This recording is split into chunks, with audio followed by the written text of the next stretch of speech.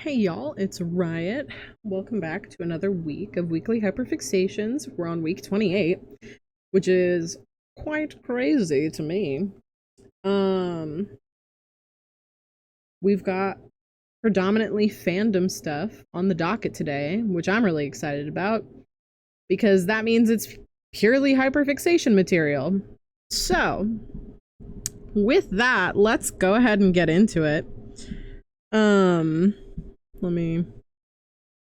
There we go. All right. Excuse me. I've mentioned this before when it was first announced, but as the date is drawing nearer, it's of course time to talk about that again, to bring it up again. There will be a Pokemon Presents on July 22nd. I'm very excited about it. I'm hoping, again, that we get some sort of, like, maybe a new Mega Evolution for the new game. Stuff like that. Maybe more details about the differences between the regular Switch version and the Nintendo Switch 2 version of the game. Aside from literally, like, frame rate. And then... let's see here.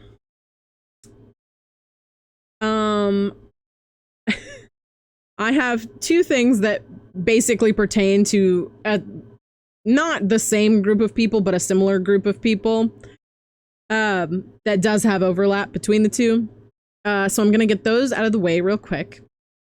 The Epstein files did not get released, and as a result of both those files not getting released and the current leader of the United States openly saying that he thinks Epstein was a good man, a lot of his followers, that was the final straw for them.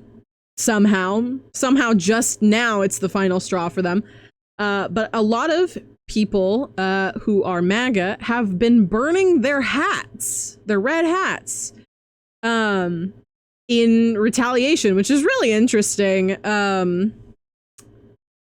And a bit concerning that their first reaction was to burn a hat, but I'll take it, I guess. And the other thing, I have not seen Superman yet, so I will refrain from talking about anything that happens in the movie, whether or not I have seen a spoiler for it or not. We're putting that off until I actually see the film. I will be super late to that train. But Israel and a lot of Zionists declared openly that they are boycotting the Superman film, even though it does not mention Israel literally at all in the movie. But it does talk about genocide. So they basically self-reported themselves on that one by claiming it was about them, even though technically, explicitly, no. Those are the only two things like that for this week. So now we're just gonna get into a bunch of fandom stuff. Marvel Rivals is releasing swimsuit skins. Big deal for the Marvel Rivals community. You know, there's one for The Thing and for Thor. Doreen already had one. Jeff already had one. The ones that are currently out are Psylocke and Loki, and there's also going to be one for Luna. People going crazy over that. I've seen some real funny tweets about that. I really like Psylocke's summer skin because the color scheme is really nice. It's really pleasing to the eye. Especially it contrasts a lot of her other outfits quite a bit because it's less dark colors and also less vibrant colors. So in contrast to most of her skins, it's a lot lighter colors. In contrast to her X-Men skin, it's a lot more desaturated. Well, not really desaturated, just more of a pastel, I guess. Well, that is desaturated. Whatever. You get what I'm saying. Hopefully. Um, all right, let's see. There's a lot of K-pop to talk about this week, so I'm gonna save that for the end of our normal notes for this week. Major news for the Legend of Zelda film. Benjamin Evan Ainsworth, he's 16. He is Link. That announcement came out basically in the middle of the night yesterday. Basically the middle of the night, right as it became the 16th, which was probably about 5 p.m. in Japan. Actually, that wouldn't quite be. You get it, though. You get what I mean. Hopefully. I keep doing that. My apologies. And Bo Bragason is Zelda. There is, unfortunately, a lot of hate towards Bo in particular because some people, you know, are being transphobic and being like, well, obviously Bo got it because it's not Hunter Schafer. And they're just ragging on that. But then also some people are ragging on Bo because it's not Hunter Schafer. But honestly, having the two main characters for a Legend of Zelda movie be people we've never heard of before, thank gods. Like, oh my gosh. Literally, if I'm just really glad to see something big where it's not household name actors. A lot of people were worried that Tom Holland was going to get cast as Link. We dodged the biggest fucking bullet there, y'all. Oh my god. That would have been insufferable. Woo! But I really like the casting. I also really like that, at least with the headshot that they're showing of Bo, she looks more like my favorite iteration of Zelda, which is the Twilight Princess Zelda. I'm sure they're still going to give her like a blonde wig or something, but I hope we get another brunette Zelda, because why do we only have one of those? I get she's usually blonde, but like, why do we only have one that's not? I don't know. Okay. Anything else on the docket before I start talking about K-pop? Yes. Y'all, just David Cornsweat. That's the whole tweet, really. Anything I see about him is really entertaining. Just like upholding the idea of the most masculine thing you can do is to be nice to others, because it's not focusing in on the masculinity, it's simply being a good person. So I'm a big fan. All right, it's time to talk about K-pop. First of all, I saw K-pop Demon Hunters. I may have mentioned that last week, did I? No, I didn't, which means I watched it after last week's video. Cool. I've seen K-pop Demon Hunters. I get it now. Congratulations, I get it now. Very good. I hate the song Soda Pop, though, with my whole being. But if you look at the two boy groups that I'm a fan of in normal K-pop, makes sense that I wouldn't like Soda Pop in particular, because the two groups I like are the two main boy groups that I like in K-pop are Stray Kids and ATEEZ. Speaking of, there was a joke recently because two groups had comeback albums released on the same day, actually, and it was a boy group and a girl group. The girl group happens to be Twice, of which 3 of the members, including my bias, 3 of the members of Twice sing a version of Takedown as the end credits song. So the joke immediately became that Twice and ATEEZ were fighting for the Hongmoon. very good. Especially since this 80s album is very... This 80s album has the same vibe as Your Idol by Soulja Boys in the movie. And they do make music like that a lot. I am going to talk about one that doesn't quite fit that vibe, but 80s, their concept is technically like time and space pirates, like interdimensional pirates. And they generally have a darker aesthetic that they kind of came out the gate with. But the 80s comeback is Golden Hour Part 3, In Your Fantasy, and like everything I've seen for it, for the song In Your Fantasy, has been red and black. And it's really giving the vibe of that final two performances in K-pop Demon Hunters. I will tell you my favorite Soulja Boy, but not yet, because I put him in a slot on the pyramid. So we'll get there. My favorite member of K-pop Demon Hunters is Zoe, because I relate to her. That unintentionally affects my favorite Soulja Boy. Let me be clear. Okay. Talked about the 80s comeback. They also released a song called Lemon Drop, which that music video whoa.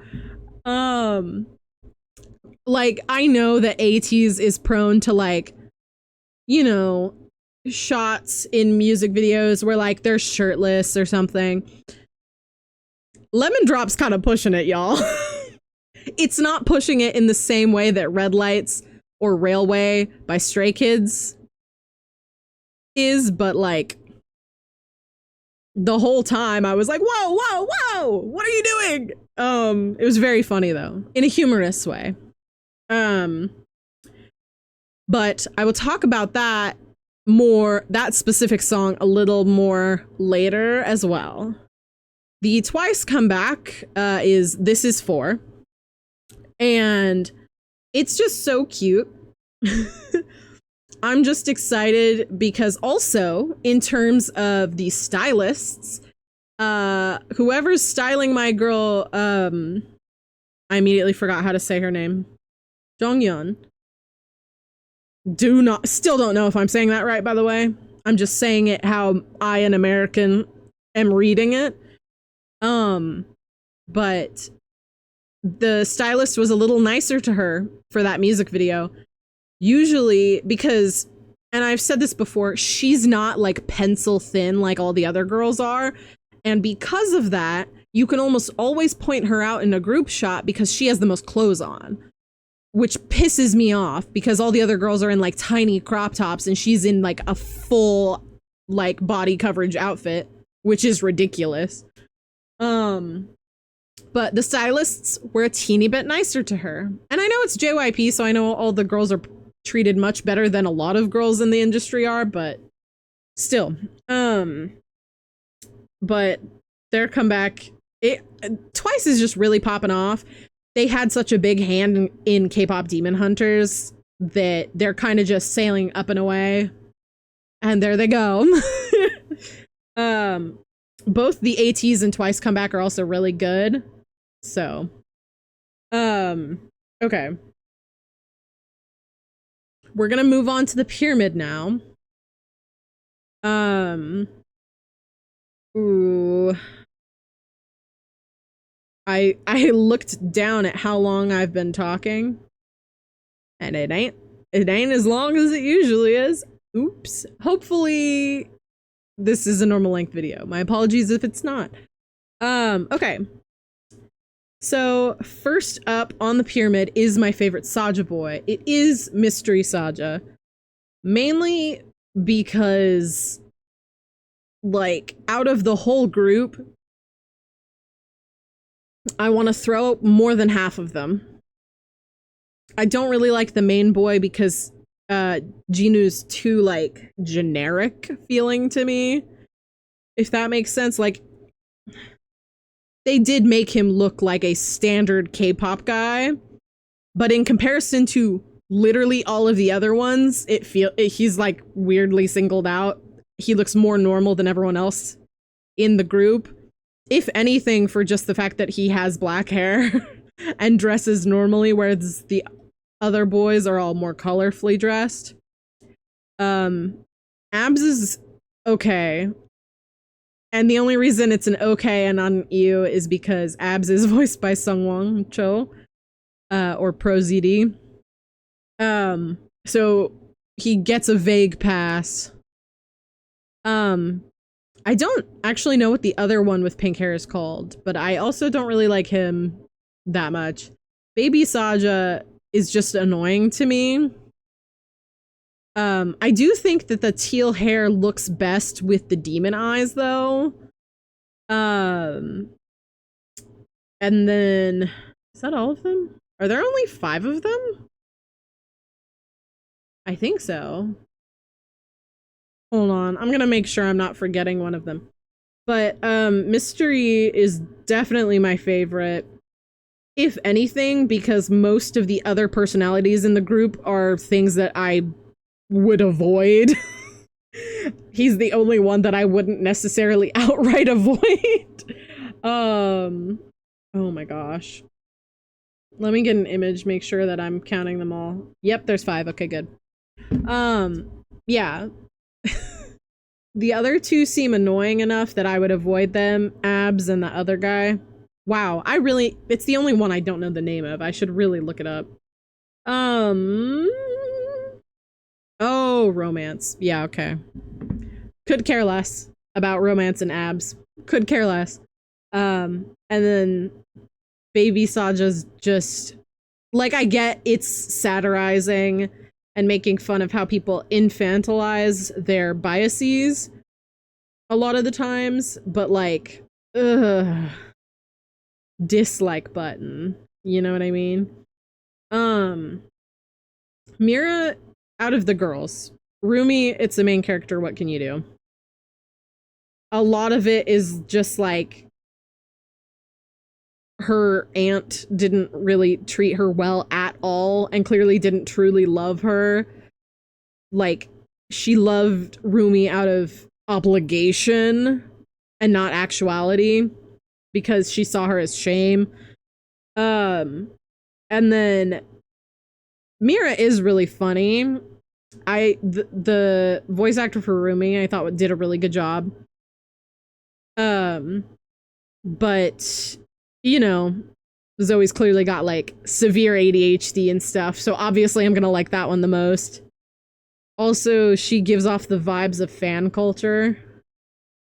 In general, like, she has that really funny vibe that I enjoy a lot. But I put Mystery Saja on the pyramid because he's my favorite of the boys. And just like, I wanted to put him on here because I think it's funny that the only reason he's my favorite of the group is because he's the only one I could possibly tolerate that doesn't seem boring to me, because Ginu seems pretty boring to me. But that's because they made literally all the other guys around him so bright and colorful. But you know what I mean? It's just like, I wanted to talk about it because I thought it was really funny. You know what I mean? Like, wow, I gotta stop saying you know what I mean. That's like the 5th time I've said it. Okay, moving on. Next up on the pyramid from ATEEZ is Seonghwa, but it is specifically Seonghwa in his outfit from the Lemon Drop music video. My biases in ATEEZ are Hongjun, the leader, and San, the big guy who's like really quiet, basically. But I've never thought of Seonghwa as a bias wrecker. Only in that outfit with like freshly cut hair, that's the only time I've considered Seonghwa a bias wrecker. Literally, the music video they released, you know, whatever one was before Lemon Drop, and then In Your Fantasy, which is after Lemon Drop, it's gone. Like the wind. Must have been the wind. But just that one outfit, I was like, whoa, dude. It was, and I say that one of my biases is shirtless for like most of that music video. And I'm still distracted by this other guy. So like, I don't know. Okay. Next up on the pyramid is Jonghyun. Because she's my favorite member of Twice and she deserves more recognition. And I know she doesn't get a lot of recognition within her home country fan base because she's not tiny, and I think that's stupid as all hell. But I understand that the culture is so different there that it's just like that. But I think she did really good in K-pop for the song for K-pop Demon Hunters. I saw a thing where all three of them decorated photo cards of the girl in Huntrix whose part they sing, which is how I found out that she was singing Mira's part and not Zoe's part. I thought they, for some reason, I don't know why I thought that. I don't know why I didn't check that when I first thought about it, but through that post, I was like, oh, she sings Mira's part. Don't know why my brain was confused there, but happens, I guess. But Jonghyun's on the pyramid because she deserves more recognition. And she is my Twice bias. She is my bias. I don't have any Twice albums. I do kind of want to get this one. But if anything, I just want like a little photo card of her. I'm sure I can like get one, but you know, I got other things on the brain, really. Next up on the pyramid is Ben Evan Ainsworth. First of all, I saw someone make a joke about them being careful with water scenes so that Ben doesn't become Ben Drowned, which is a really funny creepypasta reference, I think. So that was very funny, but also just being a relatively undiscovered, there's the word, undiscovered actor and landing such a major role like this, that's a lot of pressure, and this kid is 16 years old. So yeah. Also, I'm really hoping that because the actor is 16, and the actor who plays Zelda is like 21, I think. I really hope that having the actors for Link and Zelda be so young, it kind of kills people who do the gross ship of either or both of them with Ganondorf, because like, that's extremely not okay. And I really hope that the actors being young helps kill that ship, because that is just an adult man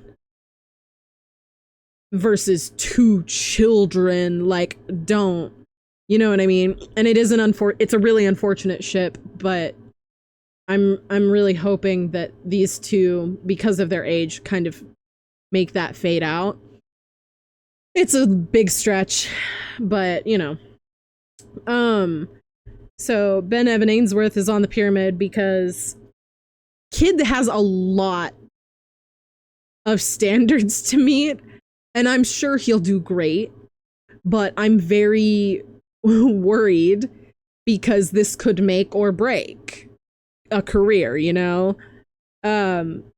So just the sheer willpower you have to do a big role like that, knowing how much of an expectation people are gonna have, is crazy to me. And speaking of, next up on the pyramid is Bo Bragason, who's playing Zelda. Honestly, just the sheer amount of hate that Bo has already had to endure because of people really wanting Hunter Schafer to be the Zelda casting and then not getting that and having to right out the gate deal with way more hate than the guy is gonna get. And also just the fact that, like, people are so gross about things like this. And yo, take me back to 2016 where no one said shit like that out loud, please. Even in 2016, it was better. Y'all remember 2016? Like, hell no. But I do miss when people were shy about harsh opinions on the internet. I do miss that, when it wasn't commonplace to be really mean on the internet. Especially since, like, the whole anonymity of the internet is not even close to being real. So, yeah. But Bo is on the pyramid because, again, just like Ben, it's a lot of expectation to undertake. It's a lot of hate to undertake. It can make or break a career. Everything like that. I hope it really goes well. I have high hopes because it's two actors who are not household names. Because a lot of times when you get an actor, like, it's the same, it's like the joke with, like, Chris Pratt or Tom Holland, where it's like, if they are in a movie, you're a little bit concerned because you're like, oh, they just cast him to have a big name, not because of anything else. And then half the time it kind of flops. Because I feel also that if you're that high of a level, that some directors might be afraid to critique what you do right off the bat because they don't want to mess with someone who has that level of accolades, which I think is gross, but whatever. Anyways, that's why Bo is on the pyramid. Top of the pyramid, to no one's, well, yeah, to no one's surprise. Because I think he's been on the pyramid a lot. He narrowly missed the pyramid last week, but I definitely talked about him. He's been on the pyramid a couple times recently. Fairly recently. Asterisk. But the top of the pyramid this week is David Corenswet. Just because it's and I've seen people who have seen the movie already mention this, but it's a big bastion of hope, not just because it's Superman, but also because in an age where toxic masculinity has been rising so grotesquely fast, now you have Superman, who is, like, pushing for anything but that, really. Because it's about being a good person and being the best you can be and being kind to others, and having compassion and empathy for people. So it's a lot to shoulder being that symbol for people. And he himself has talked about it a little bit in a couple interviews, but it's a big deal, especially in this time period. So big props to him for that. Also big props to James Gunn because, you know, he wrote the script and he did all the things. But also David Corns was also on the pyramid because he's been doing some sillier interviews. He talks about Star Wars so much, dude. Like, it's to the point in which him and Rachel Brosnahan have a joke that every time he mentions Star Wars, you take a shot. Like, that's how deep the joke is deep now, you know? But that's why David Corenswet is on the pyramid this week. When will I see Superman? Great question. When will I see Fantastic Four? Also great question. I'm busy pretty much the whole month. We are halfway through it though, but I am pretty much busy the whole time due to theater. which has been going really well. A large chunk of our cast was sick over our break from Sunday to today, to Wednesday. But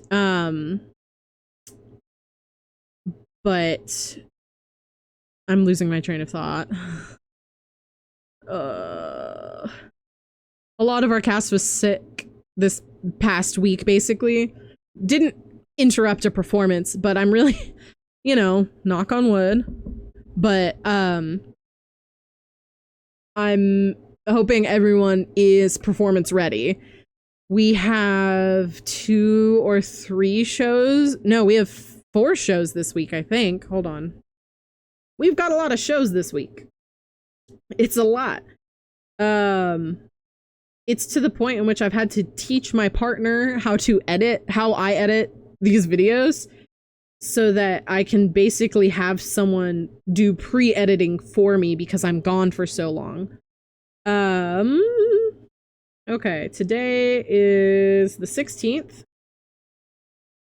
We've got 1 show tomorrow, 1 on Friday, and 2 on Saturday. So yeah, we're at a 4-show weekend.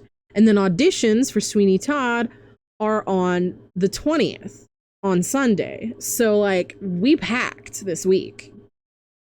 I was on the fence about auditioning for Sweeney Todd, but I figured, you know, I've only been in 1 musical ever, because in high school I didn't audition for them because I didn't think I could do them. So I figured it'd be good for me to audition for a musical outside of Guys and Dolls that I did in high school, my senior year. And even my freshman year of college, I expressly did not audition for the musical, which turned out to be okay because then COVID happened. But I was on the fence about auditioning, but my partner's sibling is interested in auditioning, so we are both going. So in my personal opinion, I think they're more likely to get a part than I am because I feel like they fit more of the available demographics they're looking for than I do. But, you know, it is what it is. That's everything this week, y'all.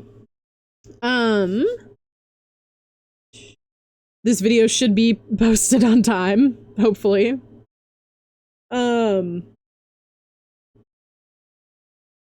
I'm trying to think. Aside from me being fairly busy this week, there's not a whole lot that I got going on.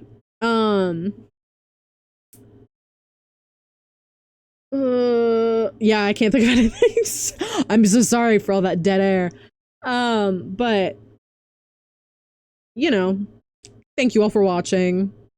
Leave a like, leave a comment. Both help immensely for the channel. Literally, even if you just say something stupid, like it's it does help regardless. And then also, if you're not subscribed and you want notifications as to when I post, subscribing and hitting the bell will get you those notifications. In my personal experience, just hitting notifications under it auto does the personalized notifications. Whenever I do that, it doesn't work. It like rarely gives me notifications for something, but if I put all on, then I actually get notifications for channels that I want to see their new videos for. And I only post once a week. And then I post once in the community tab a week, and that's all. So it's not very intrusive to your current subscription stuff anyway. But it also helps the channel a lot. So, again, thank you all for watching. I'll see you next week, same time, same place. And I don't know, have a good rest of your week, y'all, and have a good week next week. Yeah, I'll see y'all then. Bye, y'all.